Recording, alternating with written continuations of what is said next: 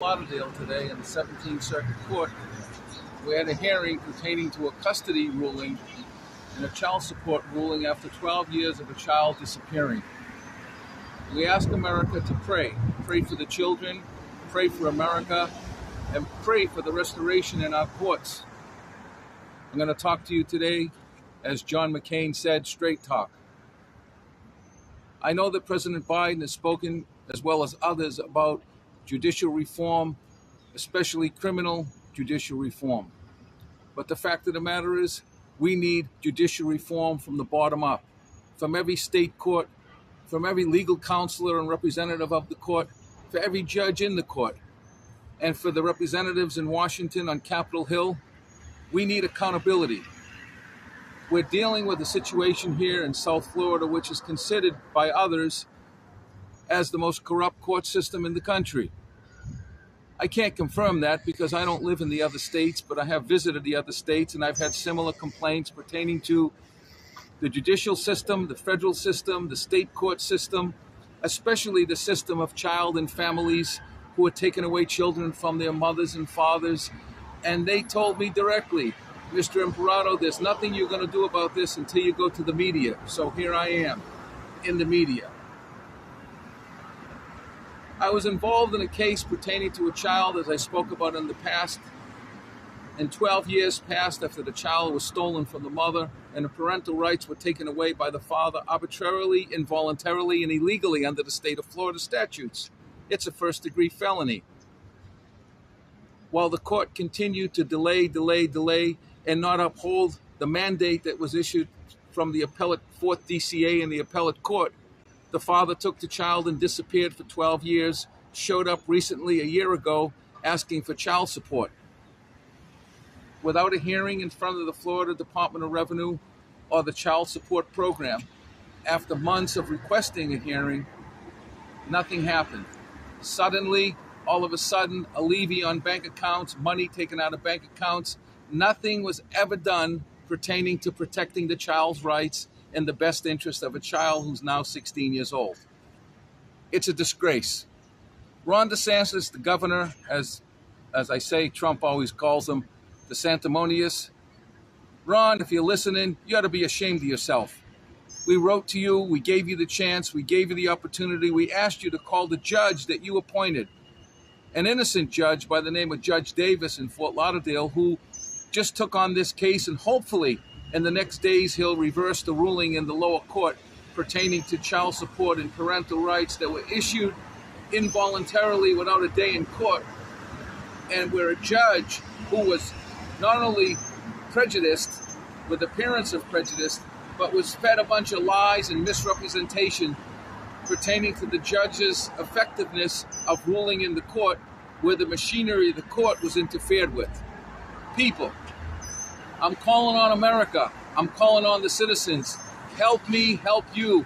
I want to be your president. I want to fix these issues from the bottom up.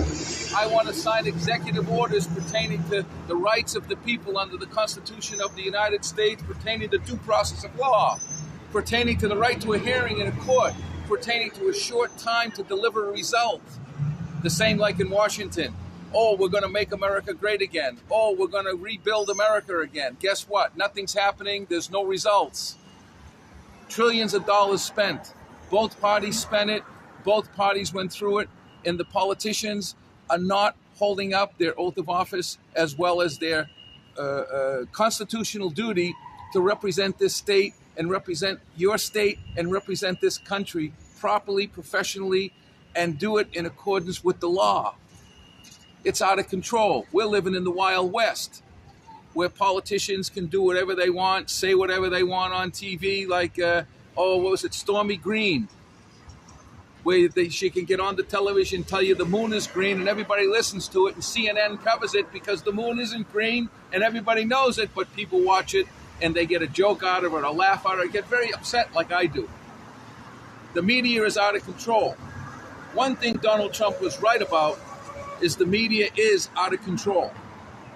They cover things that they want to cover. They're now positioning Donald Trump to be the competitor to Joe Biden, where Joe Biden doesn't want to have a competitive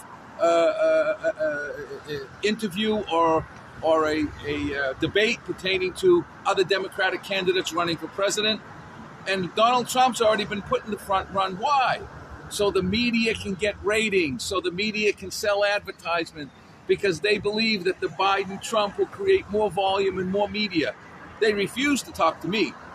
They've been refusing to talk to me under the equal time rules pertaining to equal time on the TV networks since 2006, 2007, when I was attacked viciously. Took me years to overcome, went through similar problems like Donald Trump at a different level, where I was an innocent man and did nothing wrong. I had to fight, and I had to fight as a pro se litigator, because what they did to me was destroy my name, defame my character, take my money, and make me some type of criminal that I wasn't. I'm only one of you, the people of the American people. And the fact is that Trump says it's not, if it's not, they're coming after me, they're going to come after you. People. The fact of the matter is Donald Trump's a very wealthy, very smart man, living very nicely, flying in his plane, using the political money and the capital that he's raising to protect himself. God bless him. He has every right to do it. The question I have for the Federal Elections Commission is, where's the oversight? I got email after email and text message after text message. Give $1, we're going to match it with 5. We're going to match it with 10. We're going to match it with 7. Where's the oversight? Where's the oversight in the Judicial Committee, where the judges make rulings that are so clearly against the Constitution of the United States? In this case in Fort Lauderdale, Florida, in front of Judge Davis, I pray today. I pray with America. I pray that this judge does one thing that many are not doing: uphold the Constitution of the United States, uphold the oath of office that he took when he became a judge, and protect the citizens and the children of this state and the children of America.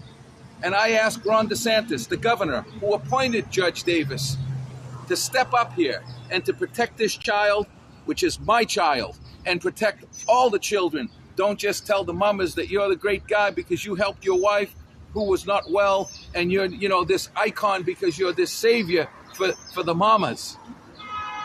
Well, that's good for your mama. But what about my mama? What about their mama? What about the people's mamas? What about the children who have been displaced? What about the rulings in the court? What about the lawyers who are liars in the court and continue to lie and churn and churn and churn? And it costs you, America, you people, thousands and thousands and thousands of dollars that you don't have.